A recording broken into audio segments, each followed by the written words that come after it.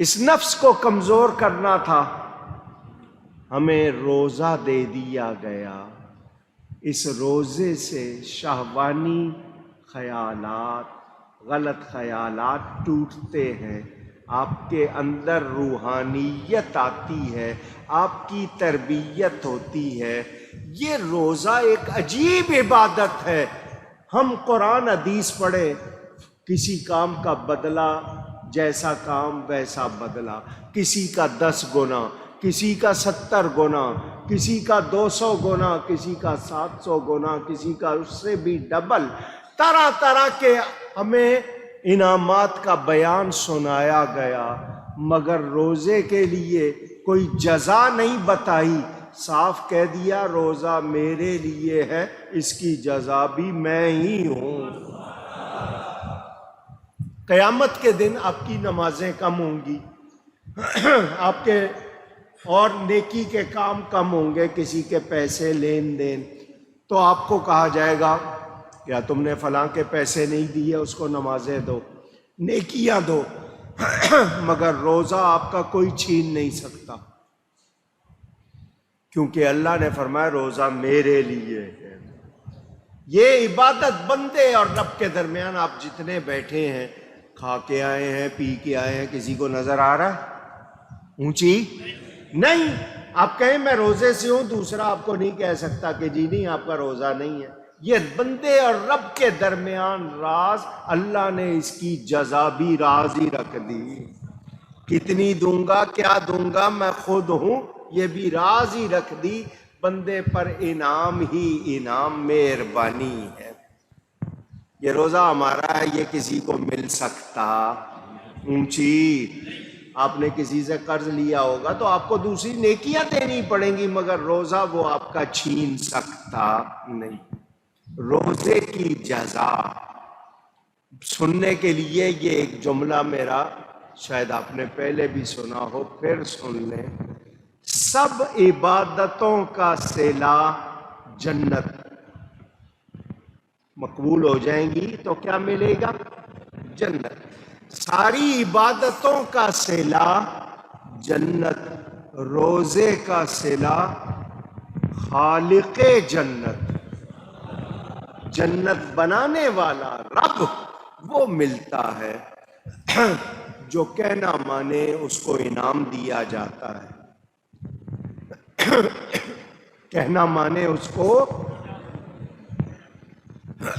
انعام دیا جاتا ہے۔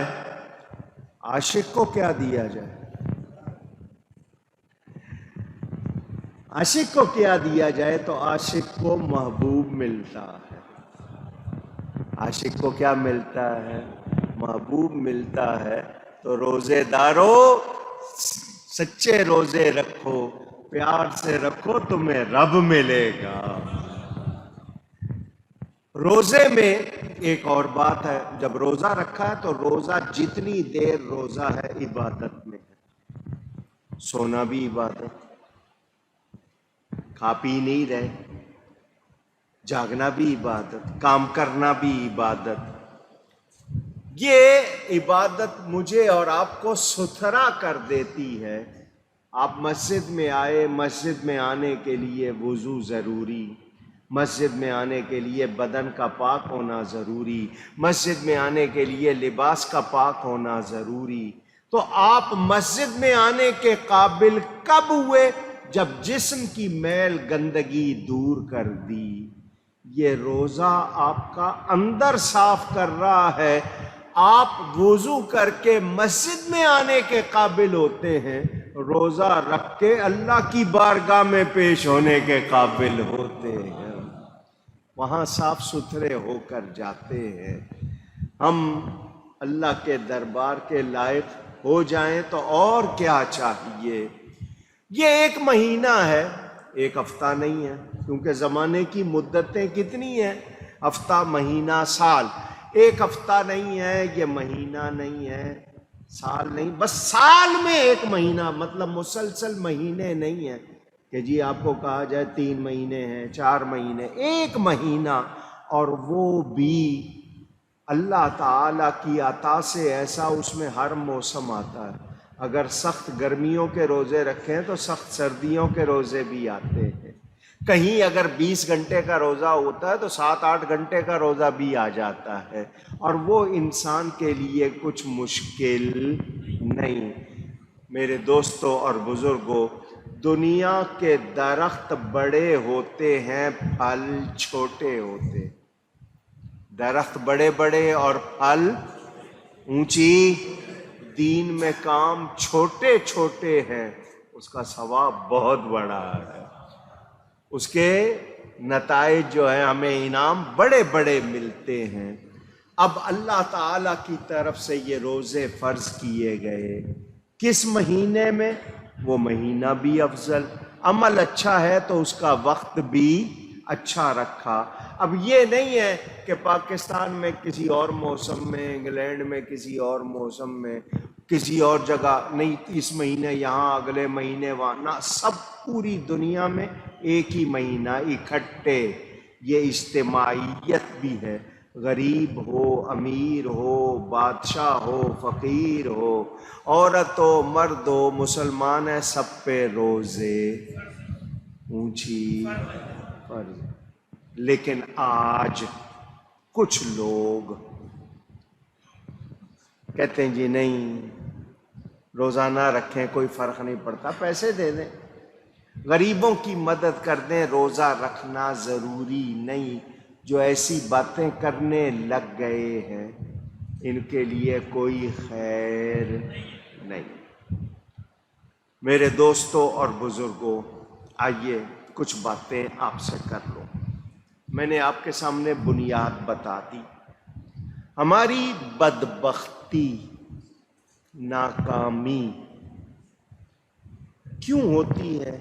اس کے اسباب، اس کی وجہ، علل، علت کی جمع، کیا وجوہات ہوتی ہیں. ہم غور کریں، دھیان دیں تو ضرورت اور غرض، ضرورت اور غرض، یہ ہمارے دو مسئلے ہیں. ضرورتیں ہیں، ہماری اغراض ہیں. ہمارے دل کی ہر خواہش، جسم کے ہر حصے کی جنبش، کوشش، ضرورت اور غرض سے خالی نہیں، خالی نہیں. اب ضرورتوں کی اور خواہشات کی، اغراض کی کوئی انتہا. یہ بھی مل جائے، وہ بھی ہو جائے، وہاں بھی چلا جاؤں، وہ بھی میرا ہو جائے، اس کو بھی حاصل کر لوں. یہ سلسلہ رکنے والا اونچی. چلو جی، مان لیا. اب کچھ ضرورتیں ہیں جن کے بغیر گزارا نہیں. میں کہتا ہوں ساری لسٹ جتنی بھی ہے، یہ چاہیے، وہ چاہیے، دنیا کی ہر چیز چاہیے، ایک طرف رکھو. پوچھا جائے کہ کون سی ایسی چیزیں ہیں جن کے بغیر گزارا نہیں، تو اس میں سے بھی 3 چیزیں نکلیں گی، 2 بنیادی.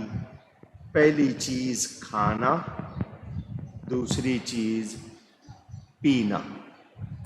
پینے کو بھی ملے، کھانے کو بھی ملے. پھر اس کے بعد ہے جی رہنے کو ملے. پھر اس کے بعد یہ کہ تعلقات جنسی، عورت مرد، وہ آگے تفصیل جاتی ہے. آسائش، آرائش، ضرورت، سہولت. میں بہت ساری بحث نہیں کر رہا، ٹائم کم ہے. بتا یہ رہا ہوں، خلاصہ نکلا کہ بندہ کھائے پیے بغیر رہ سکتا. دنیا کی بات کر رہا ہوں. یعنی یہ چیزیں، باقی اس کے پاس اگر کوئی 10 جوڑے نہیں ہیں، کار نہیں ہے، سونا نہیں ہے، چاندی نہیں ہے، جی سکتا ہے. کھائے پیے بغیر جی سکتا نہیں. اب وہ چاندی کی پلیٹ میں کھائے، سونے کی پلیٹ میں کھائے، کھانا اس نے کھانا ہی ہے، وہی روٹی، وہی چاول. برتن بدل لو گے، روٹی چاول وہی ہے. تو یہ اب آگے نہیں جی ٹیبل لگا ہو، اس میں سالن کی پلیٹ الگ ہو، روٹی کے لیے الگ ہو، دہی کے لیے الگ ہو، چٹنی کے لیے، یہ سب آپ کی ضرورتیں اونچی کہہ دیں نہیں ہے۔ بنیادی ضرورت کھانا اور پینا، اگر کچھ نہیں ملے گا، روٹی ہاتھ میں ملے گی، کھاؤ گے یا نہیں کھاؤ گے؟ پوچھ رہا ہوں، کچھ نہیں نظر آ رہا، صرف چنے مل رہے ہیں، بھوک لگی ہے، کھاؤ گے یا نہیں کھاؤ گے؟ تو اصل بنیادی ضرورت نکلی کھانا پینا۔ اب ہم نے دائرے بنائے ہوئے ہیں لمبے لمبے، ہماری خواہشیں، ان سب کو چھوڑ کر پتہ چلا کہ جی کھانا پینا ضروری ہے۔ اب میری ساری کوششیں یہی چند لقموں اور چند گھونٹوں کے لیے ہو گئی نا، چند قطروں کے لیے اور چند لقموں کے لیے۔ اب میں جرائم کی فہرست بناؤں، میں آپ کے سامنے یہ کہوں کہ جی فرشتے اور انسان کا بنیادی فرق کیا ہے، میں آپ کے سامنے یہ پوچھوں کہ جی تعیش اور تفنن، مزے لینا، عیاشی کرنا، لگژری، یہ ساری باتیں کروں، آپ کو کچھ لفظ برے لگیں گے، مگر خلاصہ یہی نکلے گا کہ یہ دو چیزیں، کھانا پینا، ان میں افراط یا تفریط، کمی ہو جائے یا زیادتی۔ بعض علاقوں میں لوگ کم کھانے سے مرتے ہیں اور بعض میں زیادہ کھانے سے مرتے ہیں، کہیں مل نہیں رہا اور کہیں وہ ضائع کیا جا رہا ہے۔ تو اب آپ نے یہ خلاصہ جب جان لیا تو اب پتہ چلا کہ انسان بکھرا ہوا ہے، الجھا ہوا ہے خواہشات کی وجہ سے۔ اس نے طرح طرح کی خواہشات کی اپنی چادریں بنا لی ہیں اور ان کو وہ پھیلانے کی کوشش کر رہا ہے، جس کی وجہ سے وہ مشکلات میں آتا ہے، الجھنوں میں آتا ہے۔ جو حرص و ہوس سے پاک ہو جاتے ہیں، ہوس چھوڑ دیتے ہیں، اللہ کی رضا پہ راضی ہو جاتے ہیں، وہ کامیاب ہو جاتے ہیں۔ میرے اور آپ کو آپ دیکھیں گے تو ہمارے پیٹ باہر نکلے ہوئے ہیں۔ میں نے کتابیں پڑھی ہیں، اللہ والے ایسے تھے ان کے پیٹ کمر کے ساتھ لگے ہوئے تھے، اتنا اندر گئے ہوئے کہ کمر اور پیٹ پتہ نہیں چلتا۔ وہ اتنے فاقے کر کے بھی ہم سے زیادہ عبادت کرتے تھے، ہم اتنا کھا کے بھی کچھ کرتے نہیں۔ چلے جی، بندے کا عمل کس کے لیے ہونا چاہیے؟ محبت سے کہیے، اللہ کے لیے، کیونکہ ہم اللہ کے پاس سے آئے ہیں، وہیں جانا ہے، اور سب کچھ کس کے لیے ہے؟ اللہ کے۔ ضرورتوں کو کیسے پورا کرنا ہے؟ اللہ نے اس دنیا میں بھیجا ہے تو اس نے ہمارے لیے زمین بھی بنائی، ہوا، پانی، جو جو ہمیں چاہیے تھا اللہ نے بنایا۔ جو زیادہ چاہیے تھا وہ فری ہے، جو زیادہ چاہیے، ہوا زیادہ چاہیے، فری، پانی زیادہ چاہیے، فری، زمین چاہیے، فری۔ یہ تو آپ لوگوں کو پلاٹ لیتے ہیں اور یہ کرتے ہیں نا، اللہ کی طرف سے فری ہے، لیجئے جناب۔ سونا آپ کی ضرورت نہیں ہے اس لیے مہنگا، چاندی ضرورت نہیں ہے مہنگی، مگر جو چیز آپ کو چاہیے لازمی وہ اللہ کی طرف سے بہت ہے، فراواں ہے۔ اللہ تعالیٰ نے یہ سب کچھ دے دیا اور اس کو برتنے کا طریقہ بھی سکھا دیا، کیسے برتنا ہے، کتنا برتنا ہے، کیا کرنا ہے، سلیقہ، علم، اس کی تمام تربیت بھی دے دی، قرآن بھی دے دیا، اپنا حبیب بھی دے دیا۔ نبی پاک صلی اللہ علیہ وسلم نے قرآن پر عمل کر کے دکھا بھی دیا، مگر ہمارے ہاں تقوی ابھی تک ہماری زندگی میں رچا بسا نہیں۔ ضروری ہے، صحابہ کرام حضور سے سیکھنے والے، وہ تقوی کے اعلیٰ معیار پہ چلے گئے، ہم لوگ نہیں بن سکے۔ ہم نے صرف زبان پر، زبانی جمع خرچ پر زور دیا، عمل پر نہیں۔ ہم نے نہیں جانا کہ جس طرح زہر کھائیں گے تو جسم ہلاک ہوگا، ہم نے نہیں سمجھا کہ گناہ کریں گے تو روح بھی اس کو نقصان ہوگا، اور ہمارے لیے وہ بھی مصیبت کا، عذاب کا، تکلیف کا باعث بنے گا۔ ہم نے اس پر دھیان نہیں دیا۔ ہجرت کے بعد مسلمان آ گئے مدینہ۔ مکہ مکرمہ میں ان کی زندگی بڑی سخت تھی، کافروں کی طرف سے بہت ہی تنگ کیا جاتا تھا، کتنا ظلم، کتنا ستم۔ مدینہ آنے کے بعد سہولتیں شروع ہونے لگیں تو دوسری ہجری میں ہی روزے فرض کر دیے کہ کہیں ایسا نہ ہو کہ سستی ہونے لگے، تعیشات میں پڑنے لگے۔ حالانکہ وہ بڑے پیارے لوگ تھے، مگر روزہ فرض کر دیا تاکہ تقوی کی تربیت جاری رہے۔ روزہ دوا ہے، اور دوا اتنی ہی ہونی چاہیے جتنی دوا وہ غذا کے برابر نہیں ہوتی۔ زیادہ ہو تو غیر طبعی، غیر فطری، اور جسم جو ہے وہ کمزور ہو جاتا۔ روزے رکھے، وہاں کا ماحول بھی سامنے تھا، وہاں کا موسم بھی سامنے تھا، سب کچھ اللہ تعالیٰ نے روزے فرض کیے، مسلمانوں نے بڑے شوق سے رکھے۔ یہ سب میں نے آپ کو تھوڑا سا منظر پچھلا بتا دیا۔